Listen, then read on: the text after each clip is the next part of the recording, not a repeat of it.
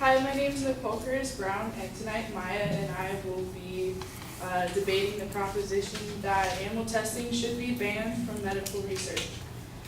So the legal definition of the word animal under the Animal Welfare Act is any live or dead dog, cat, monkey, non-human primate, mammal, guinea pig, hamster, rabbit, or such other warm-blooded animal, as the Secretary may determine is being used or is intended for use for research, testing, experimentation, or as a pet. So this brings us to our significance claim, that animal testing is cruel and inhumane. The Humane Society International states that animals used in experiments are commonly subjected to force feeding, forced inhalation, food and water deprivation, prolonged periods of physical restraint, and inflictions of burns and other wounds to study their healing process. Another thing is that animals are not protected under law. So the Hastings Center states that the Animal Welfare Act does not cover rats, mice, fish, and birds, which comprise around 95% of the animals used in research. The AWA covers 1 million animals used in testing, which leaves around 25 million other animals that are not covered. These animals are especially vulnerable to mistreatment and abuse without the protection of the AWA. So this brings us to our inherency claim, that animal testing isn't scientifically accurate when later applied to humans. So in the article, Biomedical Research, it states that the anatomic, metabolic, and cellular differences between animals and the people make animals poor models for human beings. They also state that 94% of drugs that pass animal testing have failed in human clinical trials. There's another major problem with animal testing, and it is hazardous to the environment. So in an article, Alternatives to Animal Testing Research, they state that in toxicity testing, researchers breed, test, and ultimately dispose of millions of animals and pathogenics or hazardous waste.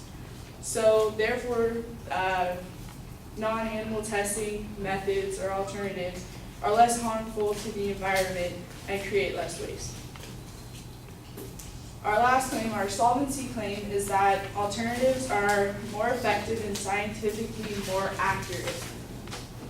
So Karen Rogers states that in vitro or in-glass testing, such as studying cell cultures in a petri dish, can produce more relevant results than animal testing because human cells can be used.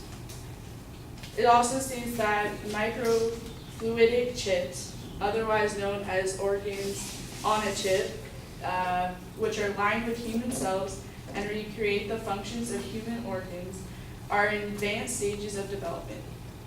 These computer models, such as virtual reconstructions of human molecular structures, can predict the toxicity of substances without invasive experiments on animals. Another thing for our solvency is that alternatives are more cost effective. So the U.S. National Institutes of Health, they state that DNA synthesis and animal testing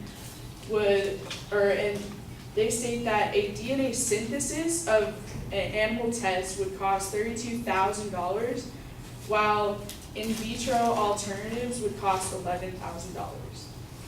So with those three things in mind, we're trying to show that animal testing is not beneficial to our society.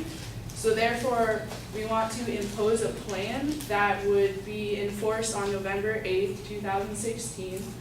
And some of the regulations that we would require would be that FDA would be in charge of it, and that they would enforce all these laws and all the pharmaceutical companies to conduct themselves in a certain way. The FDA would also, and is already required for the approval of any drug test or research that's already put in place right now. And so some of the requirements for our plan would be that the pharmaceutical companies and cosmetic companies must use alternative forms of testing and validation. This would ensure that there was no animals used in the process and they weren't sneaking in other test results and stuff. And we also would require that research must be conducted in the United States or abide by US regulations if testing is done outside of the country. So this would allow for research done in, say, England or Germany and other places, but as long as they followed the regulations that we had to put in place in the US, where they couldn't use animal testing, that would be fine. This would prevent undocumented research as evidence, because currently there's a loophole in the FDA where you can supplement current research that's done outside, and you don't have to tell them all of the information that they need in order to get a test to go through to clinical trials here. So in conclusion, we have stated that animal testing is cruel and inhumane, and animal testing isn't scientifically accurate when later applied to humans, and that the alternatives are more effective and scientifically more accurate.